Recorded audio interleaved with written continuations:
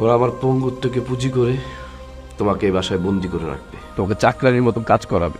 না পারবো যেতে, না পারবো সহ্য করতে। এখন আমি কি করবো আমাকে তুমি বলে দাও। তোমাকে কিচ্ছু করতে হবে না। আমি ভেবেছিলাম আমরা এই বাসা ছেড়ে চলে যাব, কিন্তু না, আমরা এই বাসা ছেড়ে কোথাও যাব না। এই বাড়িতে যতটা না তোমার ছোট ভাইয়ের অধিকার আছে, ততটুকু তোমারও অধিকার আছে। তুমি তাদের জন্য যা করেছো তারা ভুলে গেলেও আমি তাদেরকে ভুলতে দেব না। তুমি ওদের সাথে পারবে না, তার চেয়ে ভালো আমি একটা কথা বলি, সেটা রাখো। বলো কি কথা? আমি তো পঙ্গু হয়ে গেছি, আমার তো ভবিষ্যৎ বলতে কিচ্ছু নেই। তোমার তো একটা সুন্দর ভবিষ্যৎ আছে। শুধু শুধু আমার জন্য তুমি তোমার ভবিষ্যৎ কেন নষ্ট করবে বলো? তুমি একটা কাজ করো, তুমি একটা ভালো ছেলে দেখে বিয়ে করে ফেলো, আর আমাকে আল্লাহর হস্তে ছেড়ে দাও। এই ধরনের আজেবাজে কথা তুমি আর একবারও মুখে আনবে না। আমি তোমাকে ভালোবেসে বিয়ে করেছি, সারাটা জীবন তোমার পাশে থাকার জন্য।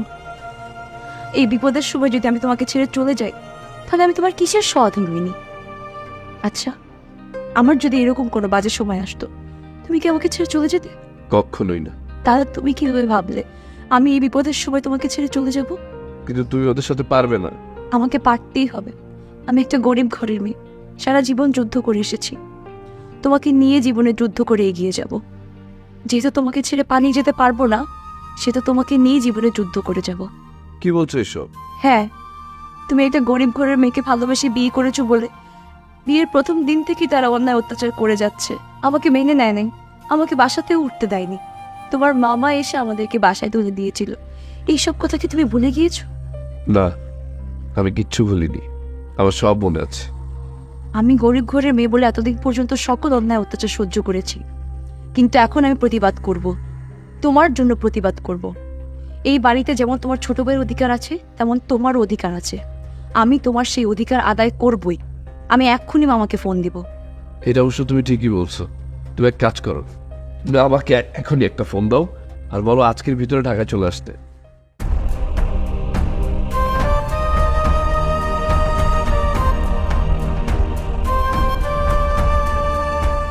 আসসালামু আলাইকুম মামা।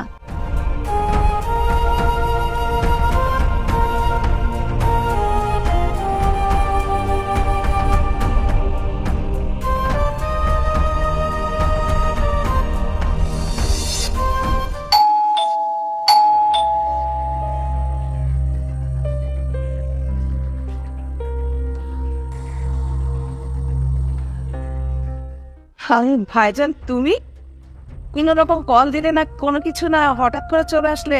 কোনোরকম কোনো সমস্যা? হ্যাঁ হ্যাঁ, সমস্যা তো বটেই, বিরাট সমস্যা।